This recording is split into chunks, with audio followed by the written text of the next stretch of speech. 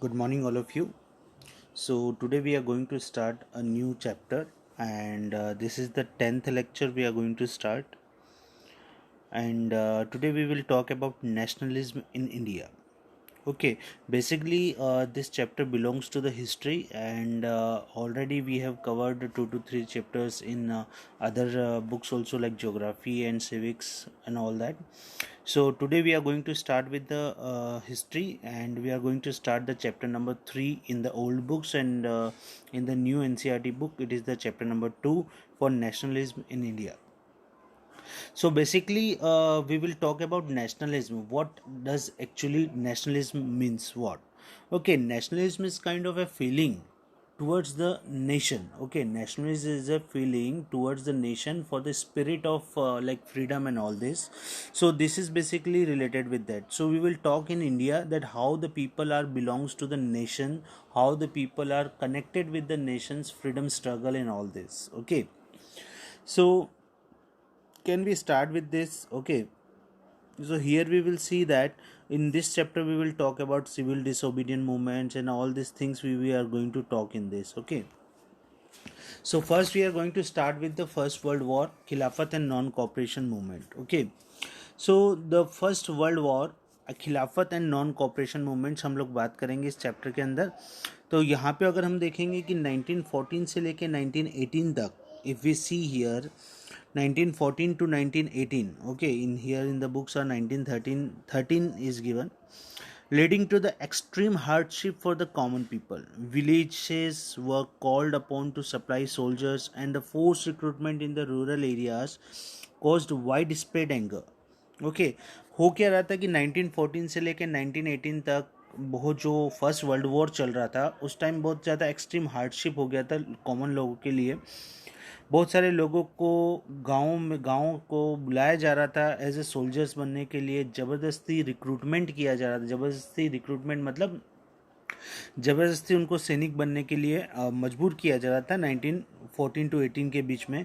And then 1819 and 1920 और 21, that was the second reason कि उस समय इकोनॉमिक हार्डशिप बहुत ज़्यादा थी इंडिया के अंदर. एक क्वेश्चन आता है एग्जाम में कभी कभी, what are the impacts of economic hardship of first world war in the India.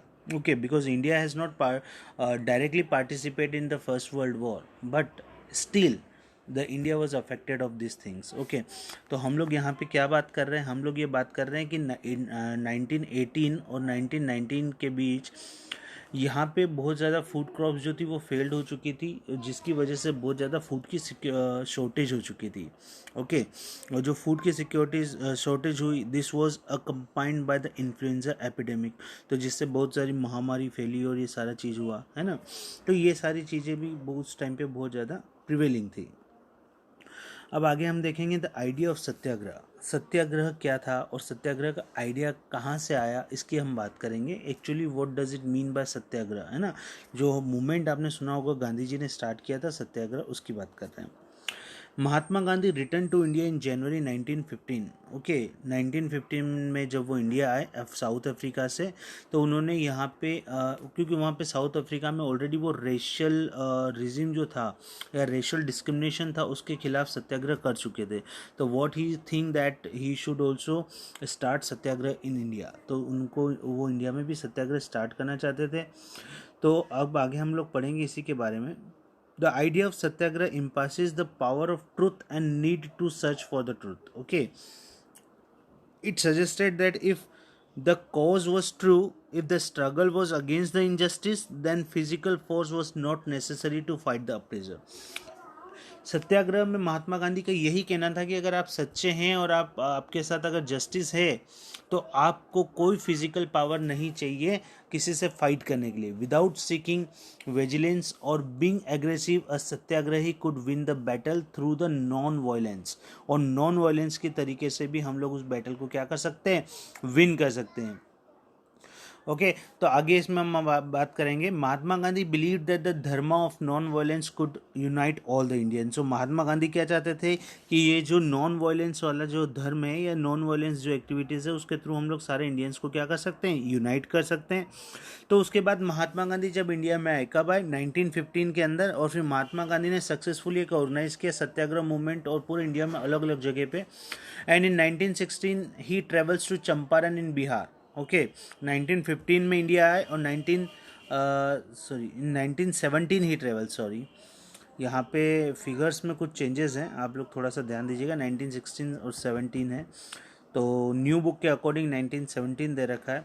He travel to Champaran in Bihar to inspire the peasants of struggle, but ये 1917 नहीं है, it is called 1916, 1916।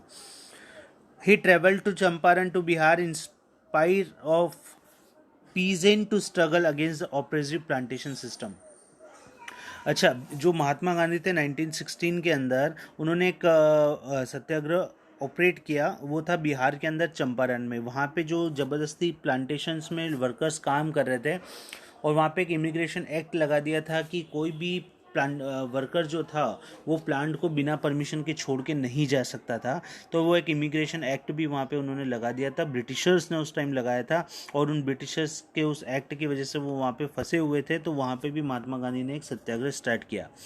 Then in 1917 he organise a satyagraha to support the peasants of Kheda district of Gujarat. और Kheda district of Gujarat में भी peasants को support किया। और affected by the crops failure and plague epidemic, the peasants of Kheda could not pay the revenue and were demanding the revenue collection be relaxed. Okay, वो चाहते थे कि अब रेवेन्यू या जो भी टैक्सेशन देना पड़ता था वो टैक्सेशन नहीं दे, क्योंकि फसल उनकी ऑलरेडी ख़राब हो चुकी है। और in 1918 Mahatma Gandhi went to Ahmedabad to organize a satyagraha movements amongst the cotton mill workers। और कॉटन मिल वर्कर्स के लिए भी उन्होंने एक सत्याग्रह स्टार्ट किया 1918 में। तो हमने बोला कि 1915 में महात्मा गांधी लिया है, 1916 के अंदर उन्होंने चंपारण बिहार में एक सत्याग्रह स्टार्ट किया, फिर 1917 में खेड़ा डिस्ट्रिक्ट ऑफ गुजरात में किया, और फिर 1918 के अंदर उन्होंने एक सत्याग्रह स्टार्ट किया कॉटन मिल वर्कर्स के लिए अहमदाबाद के अंदर। ठीक है ना, तो ये हम यहाँ पे बात करेंगे। अब हम लोग अगला टॉपिक द रॉलेट एक्ट के बारे में पढ़ेंगे नेक्स्ट वीडियो के अंदर। Thank you.